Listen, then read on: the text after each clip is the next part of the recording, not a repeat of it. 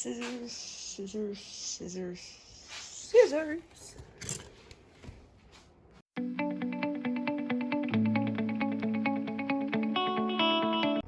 Hello everyone, Chantel here. If you're subscribed, then you already know.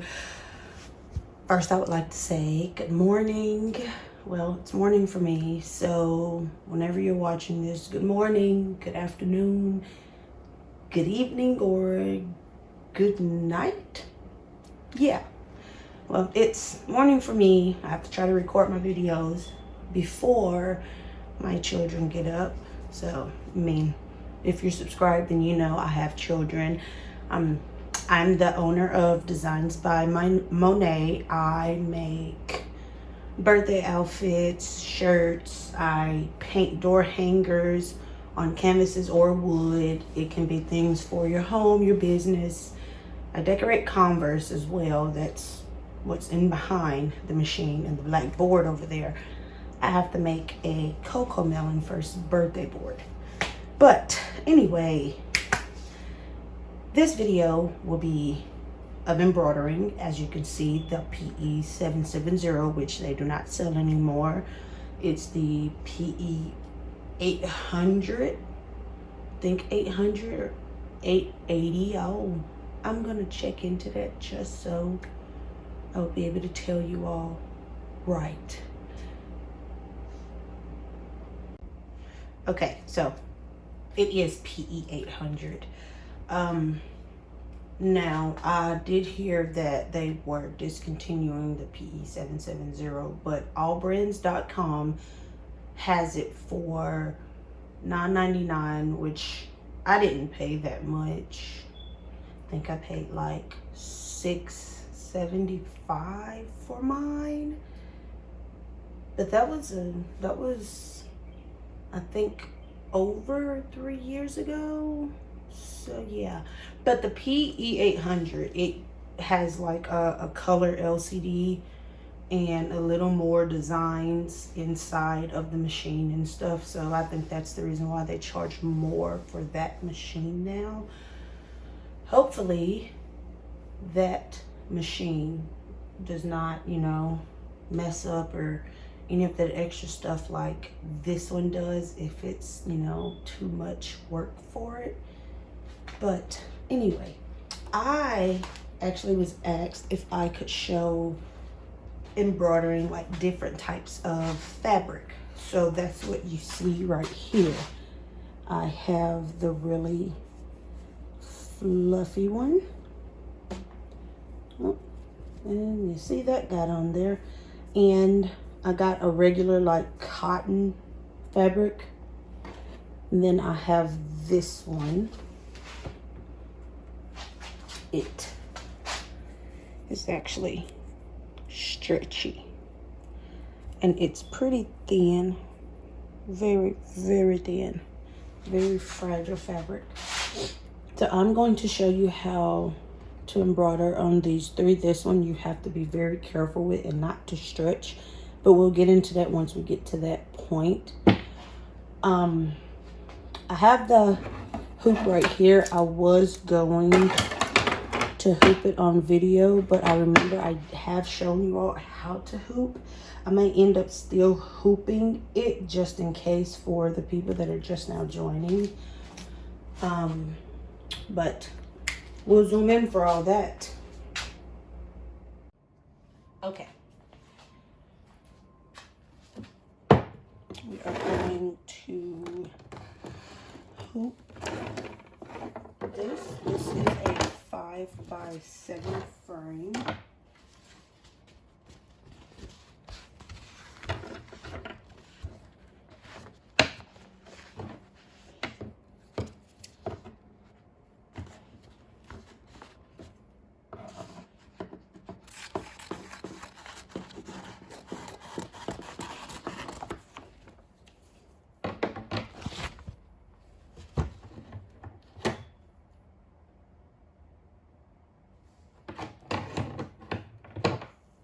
Oh, it's so quiet. I'm so used to having my meditation music playing in the background for you all.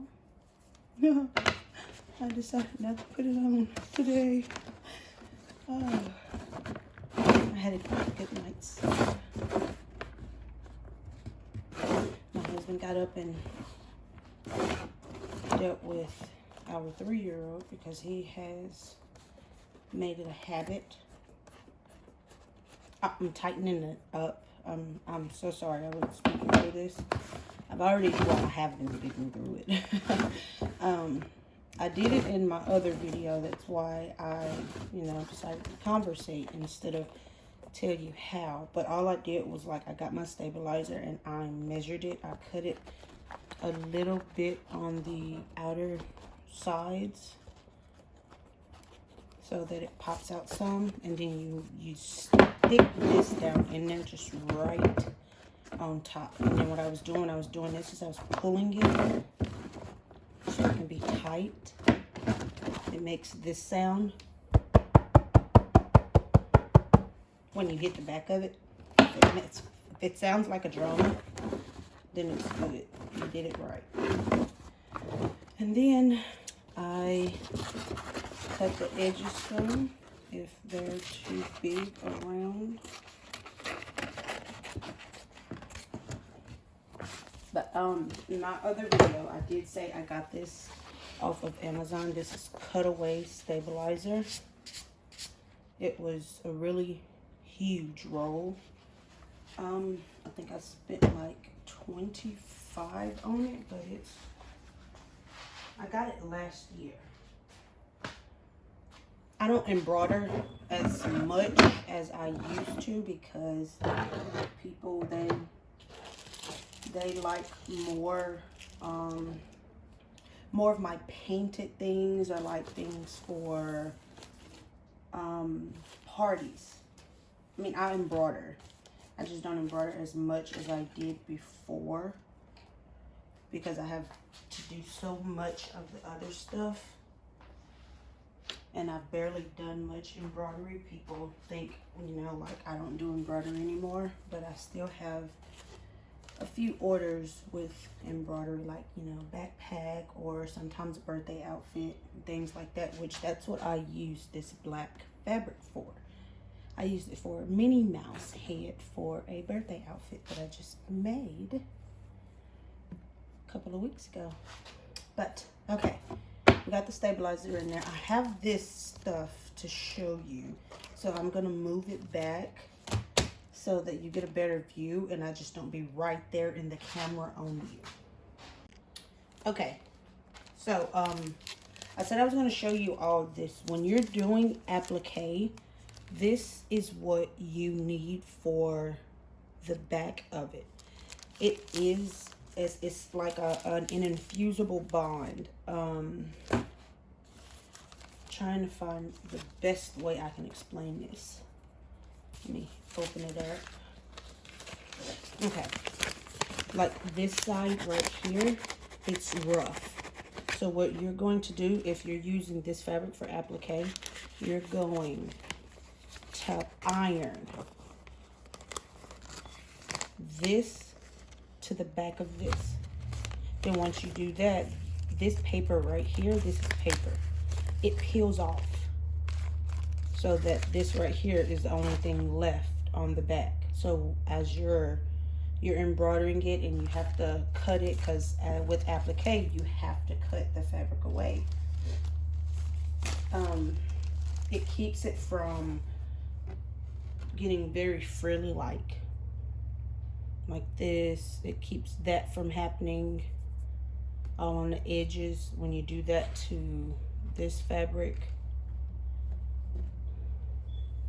The frilling, it keeps all that from happening when you're cutting it. And then once you're done embroidering, you heat it up. You heat up the shirt or the shorts, depends on wherever it is, with this right here. This is rough and this side is soft. This is a backing that you put over the embroidery that's on the back or the inside of the shirt. Oh, I swear, I hope I'm explaining this good. This is what I use. Let me make sure you can see that. It's Pellin fusible interfacing. It keeps, you know, like sometimes things are itchy, and majority of the time people want shirts embroidered for children. What shirts, whatever. If you have to put it up against your skin, you use this. You put it on the back. So you cut out the size that you need for the design that's on the shirt, and you're going to put it on there, and you're going to warm it up. As you're warming this up with an iron or heat press, because I use my heat press to do it, as you're warming it up, this right here that's on the back side of that fabric that you placed on top of the shirt, it's going to warm up and it's going to adhere to the shirt. So that way, if any threads come off or anything, this still has it stuck to the shirt. It's like, it's a lot better quality for people. So, you know, that's a step up game, as some people say. I've never said it, but it sounded cool when it was coming out of my mouth. Now I'm like, maybe I should have said something else. But, okay. Can't get that back in there. And this is some temporary adhesive spray. I got it from Hobby Lobby because they had a sale going on, and they sell some at Walmart, but Walmart charges like $10.99 for it, and it's not a big jar at all. Excuse me, I have to get the chair. Okay, so what we're going to do is we're going to take this and we're going to spray it. I'll go ahead and choose the design. Now, I'm just going to do like a letter or something. I'm going to do DBM because, of course, that's my business, Designs by Monet. And we're going to do the embroidery and everything on these little pieces on here. So I'm going to go ahead and spray this. This is temporary adhesive for fabric. It doesn't go up your needle or anything. Okay, so we're going to start with the blue fabric.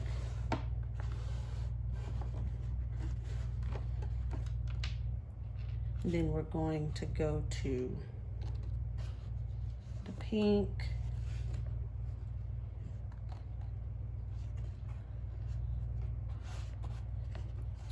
As you can see how that is doing, as you put it on, you have to be very careful. Like, you have to be careful with all of it, but you have to be very careful with this thin fabric right here. When I use this one, I usually put pins, but I'm trying to fit all three of these on this right here.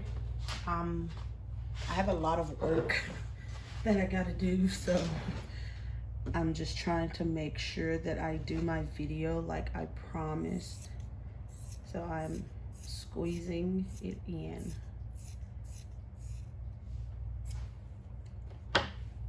Cut this one smaller. So it's gonna be like D up here and then B and then M. I'm going to show you how I do it. How someone else does it, that's, you know, that's how they do it. After I show you how I do it, raise that up. I'm so sorry about that. After I show you how I do it, you can find a way to do it the way you want to, you know, adjust and everything else. But that's something that I've always done, and I tell my children that as well. You learn how to do it first, and then once you know how to do it, you do it in a way that's best for you. So that's what I want you all to do. Do it in a way that's best for you. Okay, my stand that holds my camera, it acts up sometimes. So if the light goes out, I do apologize. But I just want to make sure that you're able to see everything. There is the screen to show you the D, the B, and haven't used this in a while, so you gotta excuse me. And then there's the M. But I am going to zoom in on this so you can see it better, okay? Okay, now what we're gonna do is we are going to lower the pressure foot and push the green button to go.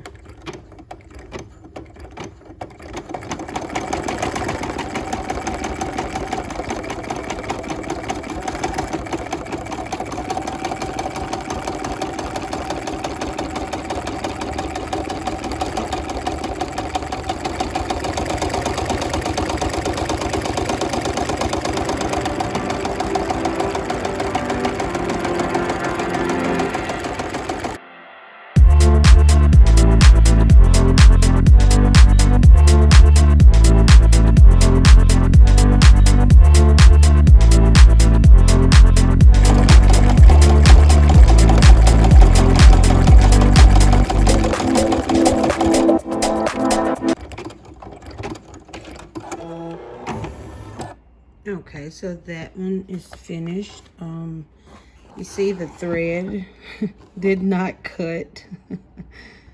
This is what I would say about it being like so frustrating sometimes. Sorry about this. I'm having to hold the camera because my stand would not cooperate with me. No, no, no. And we will look at all of these once they all get finished. But this right here, this is the one that you have to be careful with because it will bunch up. And if it does that, which I'm kind of hoping that it does so that you can see what can happen. But if it doesn't, then that's even better. But now it's going to stitch out the B. The first one was a D, now this is a B.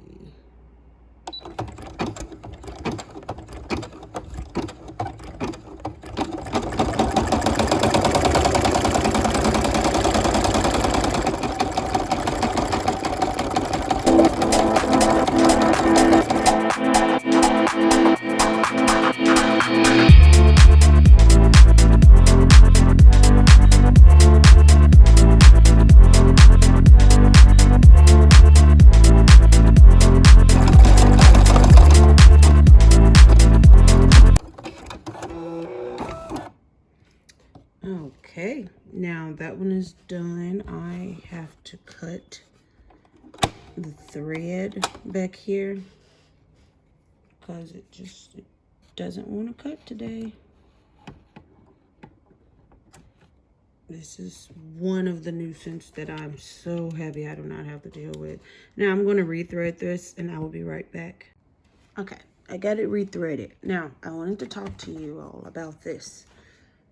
With this type of fabric, you need like a water soluble topping to put over it as you embroider it, or the threads and everything will be lost inside of the fur. So I actually used my last bit that day when I did the Minnie Mouse outfit, but this is actually a very thin tearaway stabilizer. I got it from Joann's because I was trying to check and see how it does as a backup for that. But Solvay, this is what it is. It's Solvay tearaway stabilizer, and they have some also for the water soluble. You probably have seen other people use it. It's clear and you can just rip it right off. This is basically the same thing. It's just as, you know, in paper form. But we're going to use this to top on top of that. I am holding my camera for this. It is not on the stand. So please bear with me. And just turn this away. You see? Tore right off. Alright. Now let's get back to doing this for the M so we can look at all the fabric and see how it all went.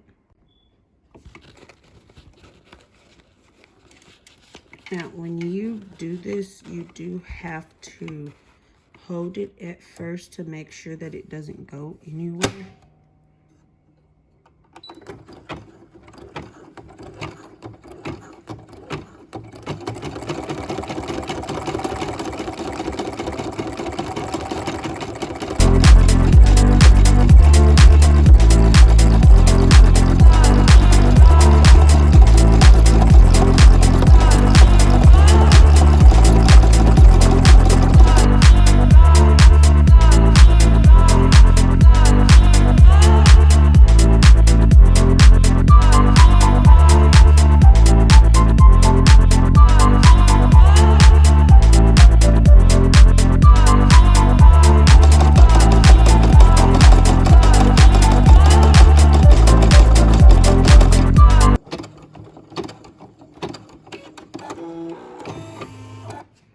Okay, we got everything done. I'm going to take this off and I will be right back.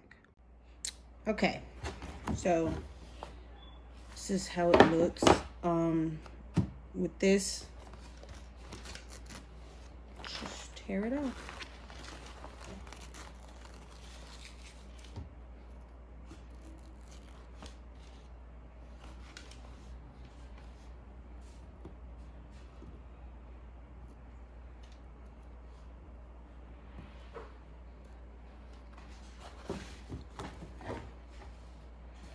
So we're going to go ahead and take this off. I'm going to cut them separately so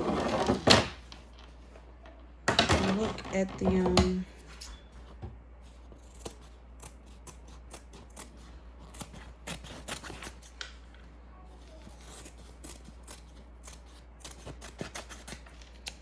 okay, so this is the regular cotton fabric. If you can see, you see how I used mint colored thread for the top, but you see how the thread from the bobbin got into it. This is one of the things that I said that I did not like about the PE770. It does this, and it did it to me like a lot. I had to get this machine serviced about 5 times, and I actually got it serviced the last time and I stopped using it, and I only use it for, you know, like my videos to show you all how to do some things. But it's not supposed to do that. That's how it's supposed to look on top of the mint. This is how it's supposed to look. It's supposed to be mint up here. The way this looks right here, this is supposed to be back there. But as you can see, it did completely wrong. Okay, here is the stretchy thin fabric, and it did bunch up like I hoped it would. You see, when you hope bad things happen. So always stay positive, keep a positive mind. But I wanted it to do this so you can see that this can happen. So as you're doing an applique or anything, you must make sure that the fabric is flat, like this. If you have to, you hold your fingers on the sides away from the needle to hold it down and press. Just make sure you don't stretch, because if you stretch once, you know, it gets finished embroidering, it's gonna go back and be all bunched up.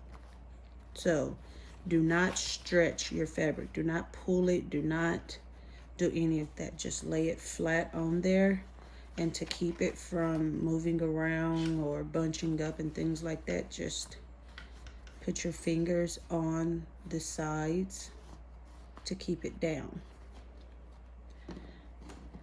Now for the big reveal. if we did not put that tearaway on the top of this, all of this would be hidden inside of the fabric. But so you can see,